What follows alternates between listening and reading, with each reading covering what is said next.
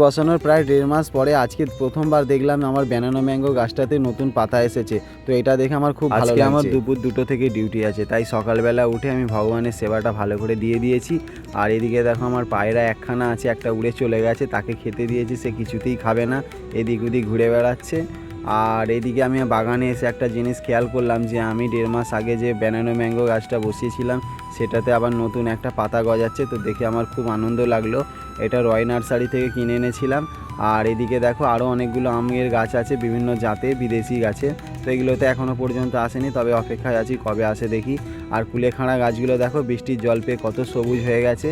তার সঙ্গে সঙ্গে এই দোপাটি ফুল গাছগুলোতে, এগুলো সিঙ্গেল দোপাটি, তো নতুন ফুল এসেছে। আর জবা গাছের ডালগুলো সব কেটে দিয়েছিলাম, নতুন অনেক শাখা পোশাখা বেরিয়েছে, খুব ভাল লাগলো। তবে হ্যাঁ, গাছ বর্ষাকালেই কাটা উচিত। তারপর দেখো বেল গাছটাও কেটে দিয়েছিলাম। তারপরে একটা ভাই এসেছিল যিনি ডেলিভারি বয়, তো উনি এসেছিলেন আমাদের বাড়িতে একটা অ্যাড্রেস খুঁজতে, বলছিল যে আপনাদের বাড়ির অ্যাড্রেস আছে আর একটা অর্ডার বুকিং আছে। যেহেতু আমরা কিছু অর্ডার করিনি, কিন্তু আমাদের নাম করেই এসেছে। পরে দেখলাম যে আমাদের পাড়াতে ওই নামে আরেকজন আছে, আমাদের পাড়াতেই আমার ভাইয়ের নামে কেউ একজন আছে, আর সেটা আমরা জানিই না। যাই হোক, অনেক খোঁজাখুঁজির পর খুঁজে পাওয়া গেছে। তারপর দেখো আমি 2টো মুড়ি আর চানাচুর নিয়ে খেতে বসলাম। আর এদিকে দেখো আমার মা রান্না বসিয়ে দিয়েছে, কারণ আমি খেয়ে দিয়ে কাজে যাব, ফিরতে আমার অনেকটা রাত হবে, তাই খেয়ে যেতে হবে আমাকে। আর এদিকে রান্না যখন হচ্ছিল প্রচণ্ড বৃষ্টি এসে গেছে, আর আমি ভাবছি যে আমি আজকে আবার কি করে কাজে যাব, কারণ প্রত্যেক দিন যখনই কাজে যাই তখনই বৃষ্টি এসে যায়। এই রোজকার এটা একটা নতুন ঝামেলা শুরু হয়েছে, বর্ষাকাল এলে এটাই হয়।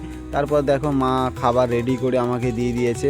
উচ্ছে আলু ডাঁটা দিয়ে একটা তরকারি করেছিল, আর পটল ভেজেছিল। পটল ভাজা খেতে আমার কিন্তু দারুণ লাগে, আর ওটা ছাড়া যেন আমার ভালোও লাগে না।